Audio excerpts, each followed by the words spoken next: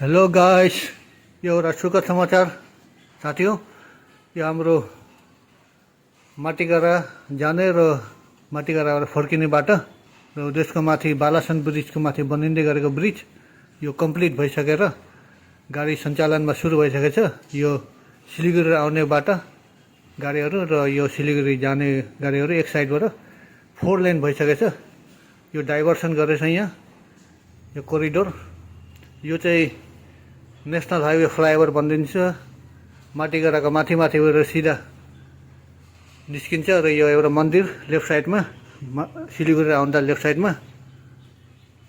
र यो सिलिगुडी आउने गाडीहरू लेफ्ट साइडबाट जाँदैछ र उताबाट बागडोग्रा शिवमन्दिर आउने लेफ्ट साइडबाट त्यो कोरिडोर भएर निस्किन्छ। यो चाहिँ सिलिगुडी आउने गाडीहरू सानो यो कोरिडोर जस्तो बनाइदिएछ।